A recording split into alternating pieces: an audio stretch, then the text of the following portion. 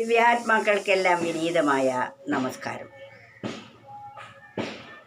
ഓരോ മനുഷ്യൻ്റെയും ജന്മം എന്തിനു വേണ്ടിയാ? നാം ജനിച്ചു വന്നു. ഈ ജന്മത്തിന് പരമമായ ഒരു ഉദ്ദേശമുണ്ട്. ആ ഉദ്ദേശം എന്നാണോ നിർവഹിക്കപ്പെടുന്നത്, അന്ന് പിന്നെ ഈ ശരീരക്ലേശാദി ദുഃഖങ്ങൾ ഒന്നും നമുക്ക് എടുക്കേണ്ടതായി വരില്ല. ക്ലേശങ്ങളെല്ലാം കഴിഞ്ഞ് പരമമായ സ്വാതന്ത്ര്യം മാത്രമല്ല, തൻ്റെ സ്വേച്ഛപ്രകാരം ഏത് അനന്തവിഹായസിൽ സഞ്ചരിക്കാനും അതുപോലെ പരമമായ ആ സുഖത്തിൻ്റെ ഉടമയായി തീരാനും സാധിക്കുന്നതാണ്. ആ അവസ്ഥയ്ക്കാണ് മോക്ഷം എന്ന് പറയുന്നത്. ഏതൊരു ജീവനും ആഗ്രഹിക്കുന്നത് മോക്ഷത്തിനാണ്. എന്നാൽ ആ മോക്ഷം എന്ന അവസ്ഥ ലഭിക്കുന്നത് വരെ ജനന മരണാദികൾ തുടർന്നുകൊണ്ടേയിരിക്കുന്നു. എന്തിനാണ് ഈ ജനനം? അടുത്ത അവസ്ഥയിലേക്ക് എത്തുന്നതിന് വേണ്ടി.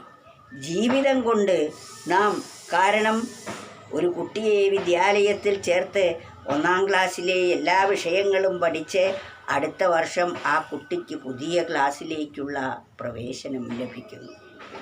കുട്ടി അനാസ്ഥമായി പഠിക്കാതിരുന്നാൽ അവിടെ തന്നെ ഇരിക്കുന്നത് എപ്രകാരമാണോ, അതുപോലെ ഒരു ജീവൻ ഈ ശരീരമെടുത്ത് വന്ന് ഇവിടെ കണ്ട കാഴ്ചകളിൽ മാത്രം ഭ്രമിച്ചിരിക്കുകയാണെങ്കിൽ അടുത്തതറിയാനുള്ള സാധ്യത കുറഞ്ഞു വരുന്നു. അതിനാൽ നാം എന്തിനു വേണ്ടിയാണ് വന്നത് എന്ന ലക്ഷ്യത്തെക്കുറിച്ചുള്ള ശരിയായ ബോധം നമുക്കുണ്ടായിരിക്കണം. ആ ലക്ഷ്യപ്രാപ്തിക്ക് വേണ്ടിയായിരിക്കണം നാം ഓരോ സെക്കൻഡും വിനിയോഗിക്കേണ്ടത്. അതിനാൽ സ്വയമറിഞ്ഞവനറിയുമെങ്ങനെ മൃതിയവെന്നിടാമെന്നാൽ ജനനമെന്നതും മരണമെന്നതും ഫലിതവാക്യങ്ങൾ എന്നാണ് ഒരു കവി പറഞ്ഞിരിക്കുന്നത്. സ്വയമറിഞ്ഞവൻ അറിയുമെങ്ങനെ. സ്വന്തം അറിഞ്ഞ ഒരാൾ, താൻ ആരാണെന്ന പരമസത്യം ബോധിച്ച ഒരാൾക്ക് എങ്ങനെയാണ് മരണത്തെ ജയിക്കുക എന്നറിയാം. ഞാൻ ആരാണെന്ന് ബോധിച്ച ഒരാൾക്ക് മരണമില്ല എന്നതാണ് വാസ്തവം. അതിനാൽ നമ്മൾ നമ്മെ തന്നെയല്ലേ അറിയേണ്ടത്. ബാക്കിയെല്ലാം നമുക്കറിയാം. ലോകത്തിലുള്ള സർവ്വ അറിവുകളെയും സമ്പാദിക്കലാണ് വിദ്യാഭ്യാസം കൊണ്ട്. ഇന്നത്തെ വിദ്യാഭ്യാസത്തിലൂടെ തന്നെക്കുറിച്ച് ഒന്നും തന്നെ പഠിക്കുന്നില്ല. എന്നാൽ എപ്പോഴാണോ തന്നെക്കുറിച്ച് അറിയുന്നത്, താൻ ആരാണെന്ന പരമസത്യം ബോധിക്കുന്നത്, അന്ന് എനിക്ക് ജനനമോ മരണമോ ഇല്ല എന്ന പരമസത്യം നമുക്ക് ബോധ്യമാകും. അല്ലാത്ത കാലം വരെ, എനിക്ക് തിരിച്ചറിയാത്ത കാലം വരെ ഞാൻ ജനിച്ചു വന്നു, ഞാൻ ഈ ദേഹമാണ്, ഞാൻ സ്ത്രീയാണ്, ഞാൻ പുരുഷനാണ്, ഇത് രണ്ടിലൊന്നാവുമല്ലോ ഈ ശരീരം. അതിൽ മയങ്ങിക്കൊണ്ട് സുഖദുഃഖാദികൾ അനുഭവിച്ച് വീണ്ടും വീണ്ടും ആഗ്രഹങ്ങളെ വളർത്തിക്കൊണ്ട് ജീവിച്ചു പോകുന്നു.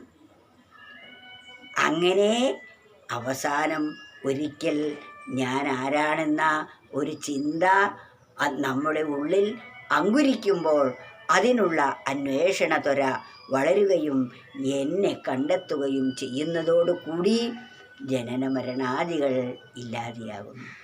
തൻ്റെ പരമസത്യം ബോധിക്കുന്നു, പിന്നെ ജനിക്കുന്നു മരിക്കുന്നു എന്ന അജ്ഞാനം ഉണ്ടാവുകയേ ഇല്ല. ഇതിൽ നിന്ന് നാം സ്വതന്ത്രമാകണമെങ്കിൽ പരമമായ സത്യം ബോധിക്കുക തന്നെ വേണം. അങ്ങനെ ആ അജ്ഞാനത്തിൽ ആണ്ടുപോകുന്നതിനെയാണ് മായ എന്ന് പറയുന്നത്. ആ മായയ്ക്ക് വിധേയമായിക്കൊണ്ട് നാം ജനിച്ചും മരിച്ചും ഇവിടെ സുഖദുഃഖാദികൾ അനുഭവിച്ച് കൂടുതൽ സുഖത്തിനായി നാം പരിശ്രമിച്ച് ദുഃഖത്തിൻ്റെ പടുകുഴിയിൽ വീണും കൊണ്ട് ഓരോ മനുഷ്യരും ജീവിച്ചു കൊണ്ടിരിക്കുന്നു.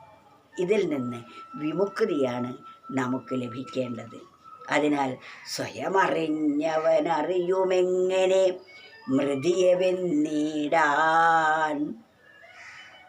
സ്വന്തം അറിഞ്ഞ ഒരാൾക്ക് മരണത്തെ ജയിക്കാൻ എങ്ങനെയാണ് എന്ന് അറിയും.